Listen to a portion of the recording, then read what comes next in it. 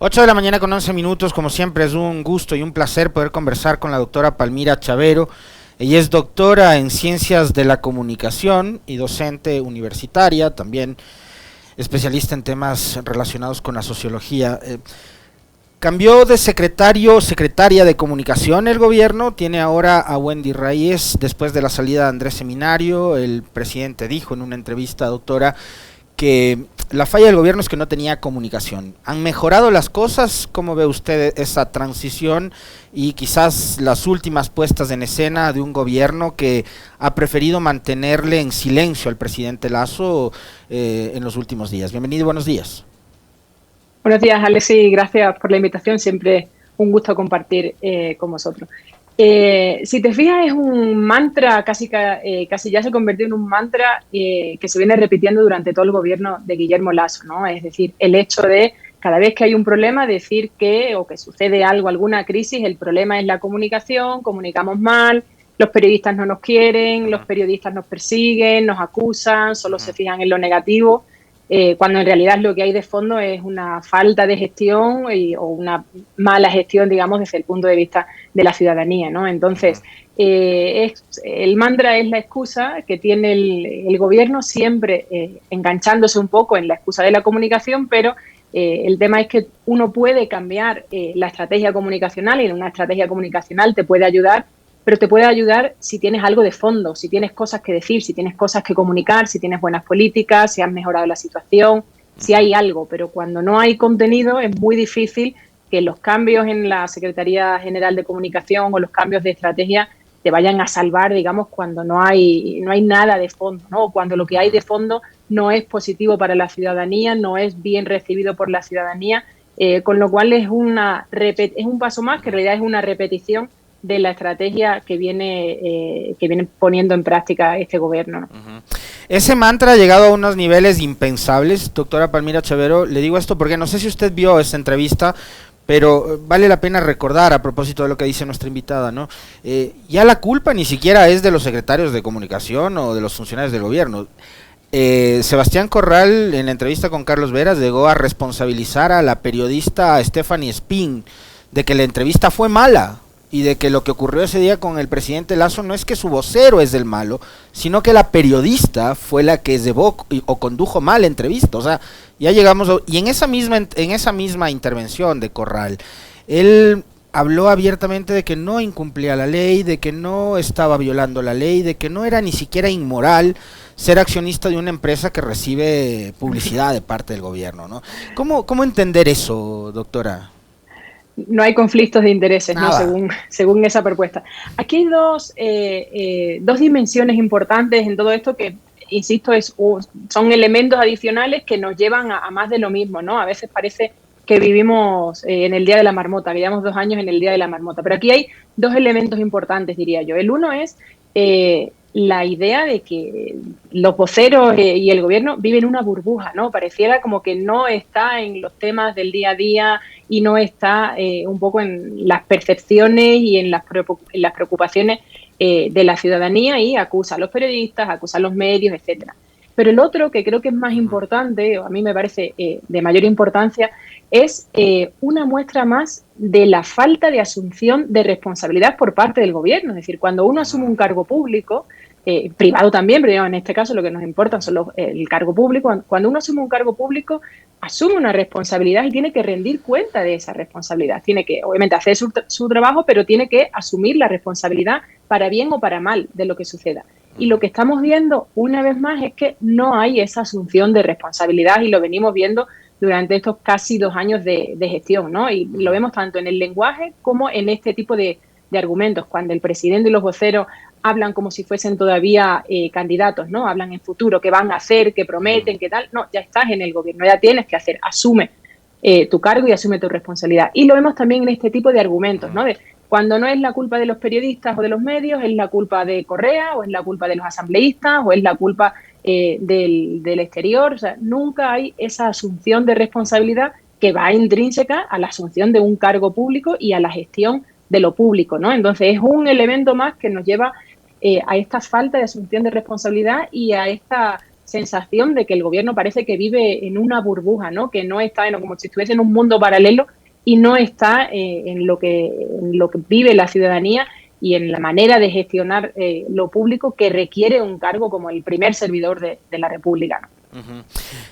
A propósito de esto, doctora, y del tema que estamos abordando en esta conversación, en estos días la Policía Nacional y el Ministerio del Interior decidió condecorar a Diego Ordóñez. Ayer estuvo acá con nosotros un ex colaborador del gobierno, Juan Manuel Fuertes, y él dijo que por lo menos fue imprudente haberlo hecho, más en una coyuntura como esta, tan difícil para el gobierno nacional. Pero, y además quien lo comunicó fue Diego Ordóñez, o sea, había ahí como, digamos, ese afán de querer que la gente lo vea, lo conozca, lo comente, con, digamos, ese sentimiento de que a ellos prácticamente les importa un comino lo que pueda creer o pensar la población. A eso quisiera añadirle un hecho bastante simbólico, el de la utilización de la gorra del presidente o las gorras del presidente con los laureles y los sellos, los símbolos, los escudos de la policía y de sus diferentes grupos operativos y de las Fuerzas Armadas, que se convirtió en un hito de la seguridad del gobierno. O sea, comunicaba mucho con la gorra pero sin acciones. Este tipo de intervenciones o de herramientas en comunicación, ¿han sido útiles o han servido únicamente para los memes y para las muy buenas caricaturas de Vilma Vargas? A ver, dos cosas, porque creo que son dos cosas distintas, si bien están articuladas, pero creo que son dos cosas distintas. Primero, esta condecoración de Diego Ordóñez y otros elementos que hemos ido viendo. Al final, bueno, pasan tantas cosas en el día a día y pasan tan rápido que nos olvidamos de muchas cosas que van sucediendo, ¿no? Pero digamos, hay como un cúmulo de elementos. Esta condecoración a Diego Ordóñez tiene mucho que ver con lo que yo creo que es la concepción de la política y la concepción de lo público por parte de este gobierno, ¿no? Que se traduce y se basa principalmente en el... ¿Tenemos algún problema con la conexión de nuestra invitada? Ojalá podamos solucionarlo cuanto antes. No sabemos si es nuestro ordenador o es el de Palmira que tiene algún inconveniente, pero ahora mismo se nos congeló y estábamos hablando de lo que en materia de comunicación significa e implica el haber, por ejemplo, condecorado desde la Policía Nacional y el Ministerio del Interior a personajes tan polémicos como Diego Ordóñez. Y lo otro es esta utilización de la famosa gorra, ¿no?, del presidente, o las gorras del presidente Lasso, que lo justificaba Andrés Seminario, el ex secretario de Comunicación, que se trata de contar historias, y si en la historia el héroe es el presidente, a la gente no le llega. Lo que tú quieres es que el gobierno se vea como una herramienta que te resuelve un problema, dijo él en una entrevista esto a propósito de la utilización de la gorra. Entonces querían mostrarnos al presidente Lasso con la utilización de una prenda de vestir como esta, como un héroe, ¿no?, como el héroe de la historia. Seminario, cuando habló en esta entrevista en Radio Centro... Tienes el micro apagado, creo, Alexis. No, a ver, ahora sí. Lamentablemente se nos fue la conexión, Palmira, pero sigamos, por favor. Le seguimos escuchando. Estamos hablando de la condecoración Ordóñez y de la utilización de la gorra, que Andrés Seminario decía lo que querían era contar historias y contar la historia a través del héroe de la historia, que en este caso iba a ser el presidente utilizando una prenda de vestir. Ahí creo que volvió. No te estaba escuchando creo que estaba el micro tuyo apagado y no te estaba escuchando. No sé si el problema lo tuve yo con la conexión. Mil disculpas. Decía que... Tuvimos problemas con su conexión, Palmira, pero ahora le estamos escuchando. Decía, retomemos la conversación porque nos quedamos en la primera parte. Diego Ordóñez, sí, y el uso de la gorra esta en la que querían demostrar que el héroe de la historia era Guillermo Lasso. Sí, bueno, decía que hay aquí dos cosas importantes, ¿no? El tema de Diego Ordóñez, que decía que me parece que responde a la concepción de la política y la concepción de lo público por parte de este presidente y de este gobierno, que se traduce y se resume básicamente en el irrespeto a las instituciones y en el irrespeto al Estado, ¿no? Y esto, digo, lo de Diego Ordóñez es un elemento más, pero hay otros muchos elementos. Recordemos cuando el año pasado, justo en el discurso del 24 de mayo, el propio presidente decía que él no tenía por qué dar explicaciones a la Asamblea Nacional, Y lo hemos visto en muchos otros elementos, en muchos otros momentos, ¿no? Digamos, hay como muchas indicaciones, digamos, como muchas señales de que hay un irrespeto a las instituciones, y creo que esta condecoración de Diego Ordóñez, además de esta idea de que viven en su propia burbuja, es una muestra más del irrespeto, como la vimos también cuando el propio presidente no se presentó a la comisión a explicar, ¿no? Y mandó el comunicado del abogado, etcétera. Entonces, eso por un lado me parece que es importante. Y por otro lado, este tema de la gorra tiene nuevamente que ver con esta idea de más marketingiana, ¿no? O sea, sí creo que es importante diferenciar los elementos marketingianos con los elementos comunicacionales. Creo que el gobierno hace una mezcolanza ahí un poco de todos los elementos y los acaba reduciendo a eso. Si te das cuenta, es como muy hollywoodiense la cosa, ¿no? Primero es muy previsible, porque siempre acabamos viendo lo mismo, y segundo es muy hollywoodiense la cosa, ¿no? Es decir, aparece el presidente con las pantallas de fondo del ECU 911, con la gorra como si fuese eso, ¿no? El comandante en jefe, o sea, es muy de película de Hollywood la cosa, y en efecto lo que intentan demostrar, o lo que intentan mostrar, es esta fortaleza, supuestamente esta fortaleza del presidente, el héroe que viene a salvar la patria cuando todo está roto, cuando todo está destruido, etcétera. Pero nuevamente el problema con el que se encuentra eso es la realidad, y es la realidad que está viviendo la gente, tanto en el día a día, fundamentalmente en el día a día, digo, tanto en el día a día como lo que está viendo la gente también, lo que está percibiendo la ciudadanía, como lo que es, como lo que están haciendo del ejercicio político en la Asamblea Nacional. Entonces, por mucha parafernalia que tú quieras poner, por mucho que tú quieras mostrar el héroe y tal, que si te das cuenta, durante la pandemia pasó lo mismo con el vicepresidente Otto, lo ponían como el héroe, ¿no? Incluso los planos contrapicados, como el que viene a salvar un poco la patria, pero eso tiene que tener un fundamento en la realidad, y el problema es que no tiene ese fundamento en la realidad. Los niveles de aceptación del presidente están súper bajos, o sea, no cumple todavía los 2 años, y ya está entre el 13 y el 14% de aceptación. Los últimos datos que han salido del propio juicio político, más de la mitad de la población quiere que el presidente se vaya. Esto ha ido disminuyendo, o sea, digamos, el apoyo ha ido disminuyendo en los últimos meses, sobre todo desde finales del año pasado, ahora abril, que son los últimos datos así como más sólidos que se han publicado. Va disminuyendo el apoyo y va incrementando el apoyo de la ciudadanía a esta idea de, mira ya, que se vaya Guillermo Lasso, porque realmente, y la propia ciudadanía esgrime de 3 motivos, ¿no? 1, no ha hecho nada; 2, hay corrupción; y 3, no está cumpliendo un poco lo que se proponía, ¿no? Entonces, tú puedes utilizar visualmente y marketingianamente, tú puedes utilizar todas las herramientas que tú quieras, pero si la realidad, la vida de la gente tiene todos los problemas que tiene, como lo estamos viendo en la actualidad, esas estrategias no te van a funcionar. Ahora, tomando en cuenta de que el presidente Lasso no es precisamente el mejor vocero posible, hemos visto que ha ido quemando algunos cartuchos. Probablemente Cucalón haya sido en los últimos días el más eficiente por su experiencia, por la capacidad de oratoria que tiene, por la forma en la que lee la política. Podemos coincidir o no con él, más no, pero tiene una experiencia y creo que mejor exposición mediática que Lasso, pero se ha ido quemando y se ha ido desgastando Cucalón. Entonces empiezan a hablar de la reforma tributaria y claro, entonces empezamos a echar mano de gente que está a cargo del SRI. Probablemente tendrá que salir a hablar el ministro de Finanzas, cambiar un poco la lógica de salirnos tanto de la cosa política para empezar a hablar de los beneficios, entre comillas, que trae esta reforma tributaria, que no son beneficios y tal, porque estamos viendo que están trasladando la carga de un lado al otro, entonces no hay tal beneficio. Y de pronto aparecen otros voceros, doctora.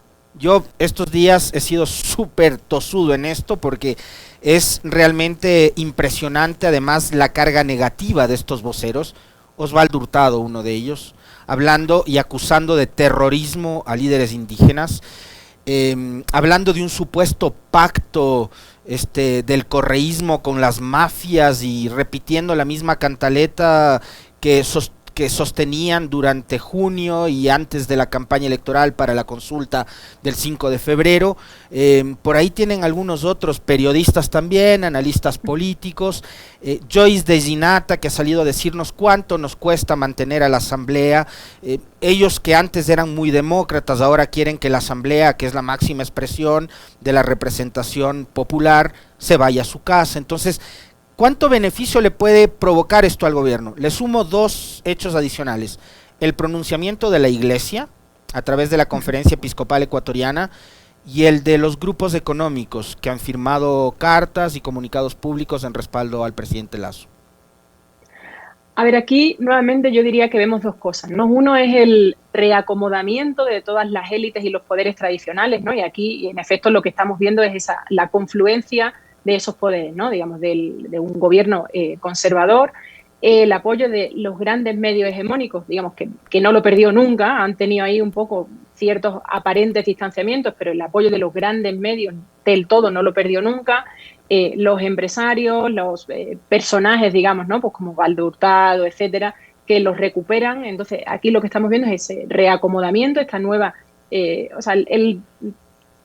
no quiero decir renacer porque no es el renacer, pero sí como la nueva visibilización de unas alianzas que nunca se deshicieron, pero que ahora toman fuerza porque están en el poder, digamos, ¿no? Entonces se ve como esa alianza, esa nueva visibilización, ese resurgir, digamos, de todas estas élites, que lo que te dicen es, bueno, como a nosotros nos va mal, entre comillas, porque a los empresarios no les va mal, pero bueno, como en teoría públicamente nos va mal, lo que pedimos es una suerte de pacto de Estado, ¿no? Es decir, cuando nosotros estamos en la oposición, que se vayan todos, digamos, que se vaya el gobierno y tal, pero cuando nosotros estamos en el gobierno y nos va mal, aquí sí apelamos al pacto de Estado, a la responsabilidad, etcétera, etcétera. Entonces, ahí lo que vemos es un no querer perder la posición de privilegio, un reacomodamiento y un resurgir de estas alianzas, ¿no? que decíamos. Y después, por otro lado, me parece también que es importante no perder de vista el papel de los medios y el hecho de que esto es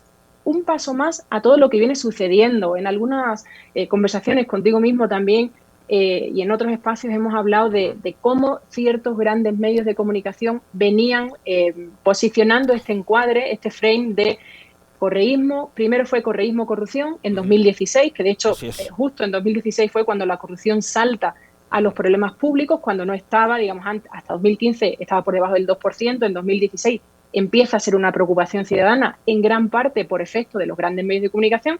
Entonces, en 2016 hubo este proceso, ¿no? De, primero, la corrupción asociada al correísmo, después vimos nuevos pasos o nuevos escalones en esta escalera de ya no es solo corrupción, sino que es el narcocorreísmo, la narcocorrupción, etcétera, etcétera, y ahora lo que vemos es un escalón más, que ya no es solo corrupción, ni es solo narcocorrupción, siempre asociada al correísmo, sino que en efecto es terrorismo. Y ahora ya no es solo asociada al correísmo, sino que es asociada no solo a los grupos indígenas, casi que prácticamente a cualquiera que piense distinto, y esto ya vimos un anticipo en la campaña de la consulta popular, cuando veíamos estos mensajes de si votas que sí, si votas que no, eres terrorista, eres narco, etc. Entonces, esto es un escalón más en una escalera de negativización, de conflicto, de resurgir de estas alianzas que podría estar dirigiéndose muy peligrosamente hacia un conflicto social. Porque aquí nuevamente el gobierno se olvida y los medios se olvidan y estos actores que resurgen se olvidan un poco de la ciudadanía y de lo que está viviendo la ciudadanía, de los problemas de la ciudadanía. Entonces, esta escalera creo que se dirige muy peligrosamente hacia un conflicto social, hacia un estallido en el que la gente diga ya basta.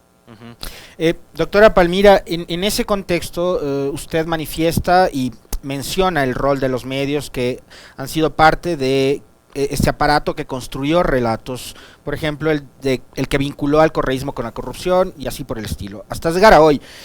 Yo quisiera también conversar sobre eso porque hoy tenemos un presidente, y usted manifestaba las cifras, con 13% más o menos de aceptación o de confianza ciudadana, un presidente que, si vemos cualquier estudio de opinión, está en terapia intensiva junto a su gobierno. Y hay medios de comunicación y periodistas que siguen asumiendo el rol de amplificadores de las tesis oficiales. Entonces, en medio de toda esa coyuntura, ha aparecido una organización no gubernamental, concretamente Fundamedios, en la necesidad, quizás urgente, de entregar certificados de credibilidad a los medios y a los periodistas. Es tan urgente eso, o sea, tan mal les está yendo a los medios de comunicación que están replicando el relato oficial, que necesitan que venga un tercer validador, que además tiene los antecedentes que tiene como Fundamedios, para decir que sí tengo credibilidad. A ver, creo que una cosa principal que hay que decir que es que la credibilidad no se puede certificar y la credibilidad no se puede comprar ni se puede vender. Y aquí retomo nuevamente la importancia de la ciudadanía, ¿no? Digamos, esto fue una propuesta que, si recuerdas, también hemos conversado algunas veces de las cortinas de humo, ¿no? Y de cómo se desvía la atención cuando hay crisis, etcétera. Yo creo que este invento de certificar la credibilidad tiene que ver con esas dos cosas. Con desviar la atención y ponernos a hablar de otra cosa, y lo otro justamente con la terapia intensiva en la que está, con la crisis que se está viviendo, que eso lo percibe también la ciudadanía, ¿no? La percepción de crisis generalizada en este momento, en abril, los últimos datos que miramos en abril, eran de los más altos de casi del retorno de la democracia, ¿no? Entonces eso es peligroso. Ahora, el problema de la credibilidad en los medios, más allá de que no se pueda certificar, ni se pueda comprar, ni se pueda vender, tiene que ver con el propio ejercicio de los medios de comunicación, ¿no? Y la crisis de confianza y la crisis de credibilidad en la que están inmersas los medios de comunicación es responsabilidad de los medios de comunicación y no se soluciona con un certificado. Si miramos los grandes medios, ¿no? Que digamos que son un poco los que más o menos pueden estar marcando la agenda, etcétera, cuando se aprobó el primer paso, digamos, del juicio político, justo al día siguiente las portadas de los grandes medios lo que decían era no que el gobierno iba a juicio político, no que el presidente iba a juicio político, ni que había problemas de peculado, etcétera, sino que en lo que se enfocaban era en, bueno, todos los gobiernos han tenido problemas de manejo de familiares, ¿no? De introducir a los familiares en los cargos públicos, o reducían la noticia, es decir, una invisibilización. Y esta semana hemos visto otra muestra de eso, ¿no? Después de la aprobación del juicio político, lo que hemos visto es que los grandes medios la noticia para los grandes medios no es que el presidente está inmerso en casos de corrupción, en casos de peculado, etcétera, sino que el correísmo saca un informe sin mucho apoyo, que algunos asambleístas, es decir, desvirtúan la noticia, desvirtúan la información a través de posicionar el foco, de poner el foco no en la noticia, que es que el presidente tiene indicios de responsabilidad por corrupción, entre otras cosas, sino en la actuación nuevamente de la oposición política que está, digamos, personalizada o encabezada por la bancada correísta, ¿no? Entonces, la ciudadanía ve eso también e insisto mucho en esto por el tema de la responsabilidad que tienen los medios de comunicación, los grandes medios de comunicación, sobre todo los medios hegemónicos, en esta crisis de credibilidad, que si queremos recuperar la confianza en los medios y la credibilidad en los medios lo primero que tenían que hacer es revisarse un poco esto y cambiar, digamos, ciertas lógicas, ¿no? Para no abrazar tanto el relato y el encuadre del gobierno en este caso, sino abrazar más el relato que construye la propia realidad y los problemas que vive la gente, la ciudadanía, el día a día en la calle. Le quiero agradecer infinitamente, como siempre, la gentileza que tiene la doctora Palmira Chavero de aceptar nuestras invitaciones. Muy gentil, Palmira, un fuerte abrazo.